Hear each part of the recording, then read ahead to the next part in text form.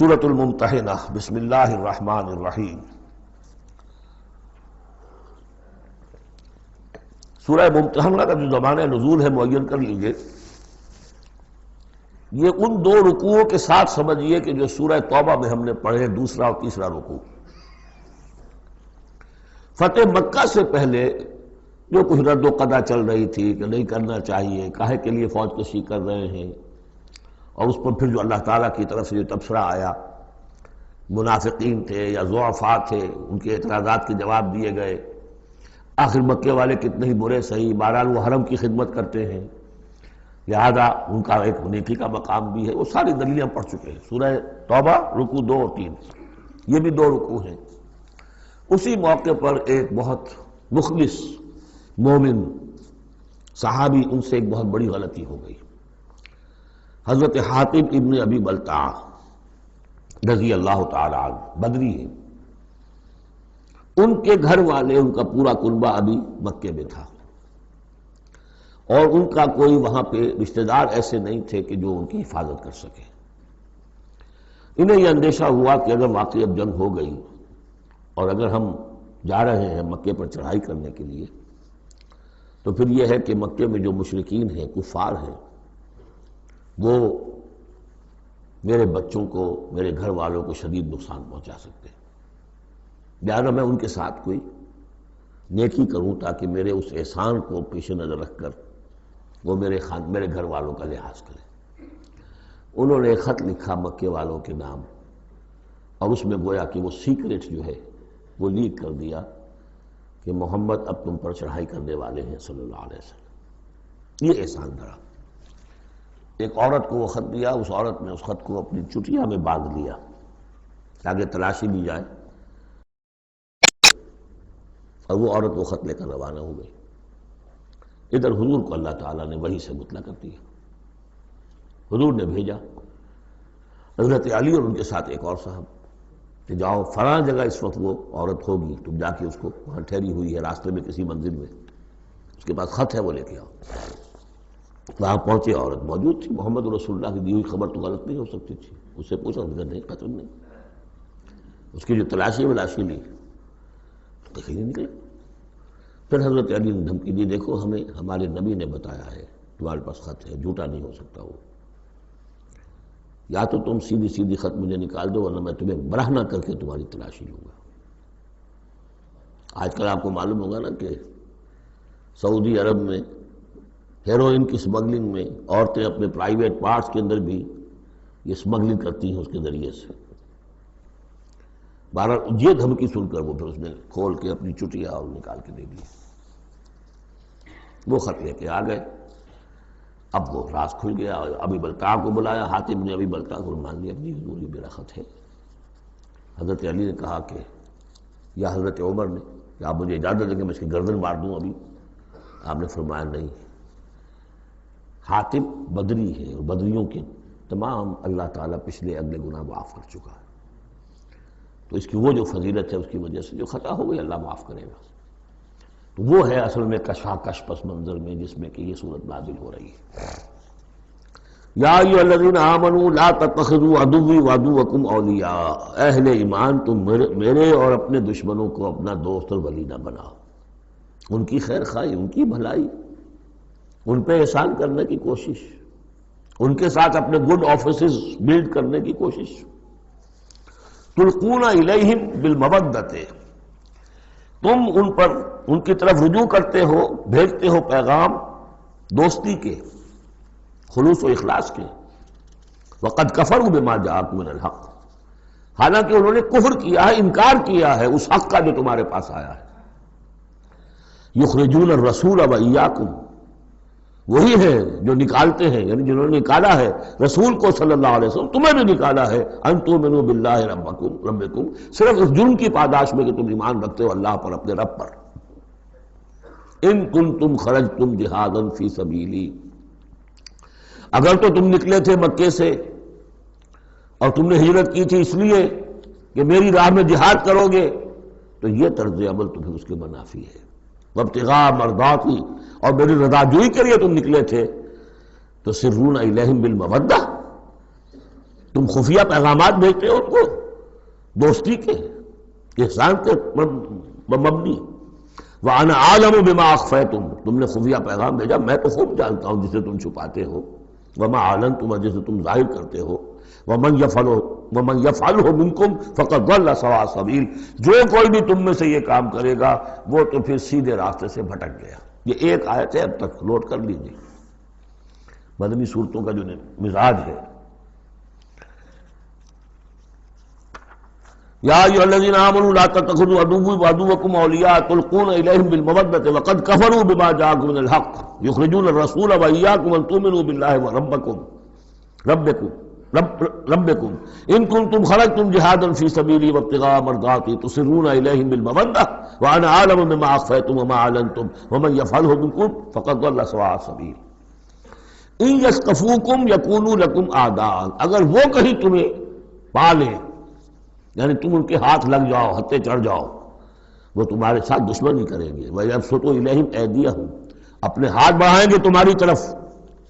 وَأَلْسِنَتَهُمْ، اور اپنی زبانیں، بِالسُّوءِ، برے ارادے کے ساتھ تمہیں نقصان پہنچائیں گے، ان کی زبانیں بھی ان کے ہاتھ بھی. وَوَدُّوا لَوْ تَكْفُرُونَ، اور ان کی خواہش ہوگی شدید کہ کسی طرح تم بھی دوبارہ کافر ہو جاؤ. لَن تَنفَعَكُمْ أَرْحَامُكُمْ، تمہیں ہرگز نفع نہیں پہنچائیں گے تمہارے رحمی رشتے. ولا اولادکم، نہ تمہاری اولادیں. یوم القیامہ، قیامت کے دن. یفصل بینکم، اللہ فیصلہ کر دے گا تمہارے مابین. واللہ بما تعملون بصیر، اور جو کچھ تم کر رہے ہو اللہ اسے دیکھ رہا ہے. قد کانت لکم اسوۃ حسنۃ فی ابراہیم والذین معہ، تمہارے لیے ایک اچھا نمونہ ہے، بہت عمدہ ماڈل ہے، اسوہ حسنہ ہے. فی ابراہیم والذین معہ، ابراہیم اور ان کے ساتھیوں کے معاملے میں، ان کی شخصیتوں کی صورت میں. اذ قالوا لقومہم، جبکہ انہوں نے کہا اپنی قوم سے، برملا کہہ دیا، انا براء منکم، ہم بری ہیں تم سے، ومما تعبدون من دون اللہ، اور جن کو بھی تم پوج رہے ہو اللہ کے سوا، ہمارا ان سے کوئی رشتہ نہیں، کوئی تعلق نہیں. ہم اعلان برات کر رہے ہیں ان سے. کفرنا بکم، ہم منکر ہوئے تم سے بھی. وبدا بیننا وبینکم العداوۃ والبغضاء ابدا، اور اب تمہارے اور ہمارے مابین عداوت اور بغض اور بیر شروع ہو چکا ہے، اب یہ ہمیشہ باقی رہے گا. حتیٰ تؤمنوا باللہ وحدہ، جب تک کہ تم ایمان نہ لاؤ اللہ پر توحید کے ساتھ. یعنی جب تک اس طرح ننگی تلوار نہ بن جائے ایک مومن. حزب اللہ کو ننگی تلوار بننا پڑتا ہے، رشتوں کو کاٹنا پڑتا ہے. وَلَوْ كَانُوا آبَاءَهُمْ أَوْ أَبْنَاءَهُمْ أَوْ إِخْوَانَهُمْ أَوْ عَشِيرَتَهُمْ، سورہ مجادلہ میں پڑھا ہے ابھی. تو یہ حضرت ابراہیم علیہ السلام کا معاملہ. إِلَّا قَالَ إِبْرَاهِيمَ لِأَبِيهِ لَأَسْتَغْفِرَنَّ لَكَ، سوائے اس کے کہ ابراہیم نے ایک وعدہ کیا تھا اپنے باپ سے کہ میں آپ کے لیے ضرور استغفار کروں گا. یہ سورہ مریم میں ہم پڑھا ہے، جب اس نے کہا تھا کہ تم نکل جاؤ، وَاهْجُرْنِي مَلِيًّا اراغب انت عن آلہتی یا ابراہیم لئن لم تنتہ لارجمنک واہجرنی ملیہ. حضرت ابراہیم نے کیا کہا تھا؟ سلام علیک ساستغفر لک ربی انہ کان بی حفیہ، میں آپ کے لیے ابا جان میں اپنے اللہ سے دعا کروں گا، استغفار کروں گا. وما املک لک من اللہ من شیء، مجھے اختیار کوئی نہیں ہے آپ کے بارے میں اللہ کے ہاں، کچھ نہیں، آخری اختیار اللہ کا ہے. ربنا علیک توکلنا والیک انبنا والیک المصیر، پروردگار ہم نے تجھی پر توکل کیا اور الیک انبنا، اور تیری طرف رجوع کیا، والیک المصیر، اور تیری طرف لوٹ جانا ہے. ربنا لا تجعلنا فتنۃ للذین کفروا، پروردگار ہمیں اب کافروں کے لیے تختہ مشق اور تختہ امتحان نہ بنا دے کہ ہمارے اوپر وہ ظلم کرے، اور تو ان کو اوپر آزمائش جو انہیں آزما رہا ہے وہ اس شکل میں کہ ہم پر وہ ظلم کرے، جیسے اللہ تعالیٰ کفار مکہ کو آزما رہا تھا. لیکن تختہ ستم، تختہ مشق کون؟ صحابہ کرام بنے ہوئے تھے. واغفر لنا، اور ہمیں بخش دے، انک انت العزیز الحکیم، یقیناً تو ہی ہے سب کچھ زبردست اور حکمت والا. اب یہاں نوٹ کر لیجئے کہ سورہ توبہ میں آ چکا ہے کہ حضرت ابراہیم نے آخر میں آ کر تبرأ منہ، جب انہوں نے معلوم ہو گیا کہ میرا باپ تو دشمن ہے، اللہ کا دشمن ہے، تو برات کی. یہ آیتیں جو ہیں یہ سن 8 میں فتح مکہ سے قبل نازل ہو رہی ہیں. حاتب بن بلتع کا واقعہ ہے، ابھی مکے طرف روانگی نہیں ہوئی ہے. اور وہ آیتیں جو ہیں وہ سن 9 میں نازل ہو رہی ہیں. اس کے بھی ذی قعدہ کے بھی بعد جبکہ واپس آ گئے حضور صلی اللہ علیہ وسلم تبوک سے، لہذا وہ ہوگی محکم، اور یہ بات جو ہے اس کے پہلے یہ گویا کہ تابع رہے گی۔ لقد کان لکم فیہم اسوۃ حسنۃ، تمہارے لیے یقیناً ان کی ذات میں، ان کے رویے میں، ان کے طرز عمل میں ایک اچھا نمونہ ہے، لمن کان یرجو اللہ والیوم الآخر، لیکن کس کے لیے؟ کہ جو اللہ کی بھی ملاقات کی امید رکھتے ہو اور یوم آخر سے ڈرتے ہو۔ بالکل یہی الفاظ وہاں آئے تھے، لقد کان لکم فی رسول اللہ اسوۃ حسنۃ لمن کان یرجو اللہ والیوم الآخر وذکر اللہ کثیرا، یہ سورہ احزاب میں ہم پڑھ چکے ہیں۔ حضور کی شخصیت، آپ کی سیرت اسوہ کاملہ ہے، لیکن فائدہ کون اٹھائیں گے؟ فائدہ صرف وہی اٹھا سکیں گے کہ جو اللہ پر بھی ایمان رکھتے ہوں، آخرت پر بھی ایمان رکھتے ہوں، اور کثرت کے ساتھ اللہ کا ذکر کرتے ہوں۔ اسی طریقے سے یہاں لقد کان لکم فیہم اسوۃ حسنۃ لمن کان یرجو اللہ والیوم الآخر ومن یتول فإن اللہ هو الغنی الحمید، اور جو منہ پھیر لے، پیٹھ موڑ لے، اللہ غنی ہے، حمید ہے، اللہ کو کسی کی پرواہ نہیں، کوئی احتیاج نہیں۔ اب آخری مسئلہ آ رہا ہے خاص طور پر بعض خواتین کا۔ ہوا یہ تھا کہ صلح حدیبیہ میں طے ہو گیا تھا، جو سن 6 میں ہوئی، کہ مکے سے اگر کوئی مسلمان بھاگ کر جائے گا مدینے تو آپ کو واپس کرنا ہوگا، اور مدینے سے اگر کوئی مسلمان مرتد ہو کر واپس آئے مکے تو ہم واپس نہیں کریں گے۔ یہ شرط تھی، اور شرط مان لی تھی حضور نے۔ اس کے بعد معاملہ پیش آ گیا چند خواتین کا۔ اب ظاہر بات ہے کہ اب خواتین جو ہے ان میں سے کوئی مدینے آ گئی، مطالبہ ہوا ان کا واپس کریں، جو مسلمان تھی ایمان لے آئی تھی۔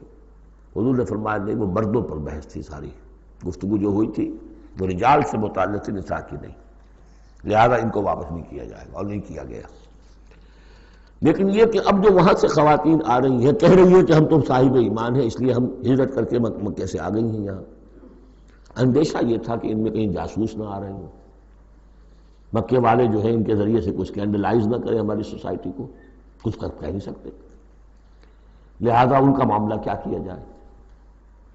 پھر یہ کہ ان کے شوہر تو وہاں ہیں، شادی تو وہاں ہوئی ہوئی ہے ان کی، تو آیا یہ اب یہاں مسلمانوں کے لیے حلال ہے اس درجے میں کہ وہ ان سے نکاح کر سکیں، یا وہ رشتہ برقرار رہے گا؟ کافر جو ہے ان کی بیویاں یہ مسلمان ہو گئی، یہ آ گئی۔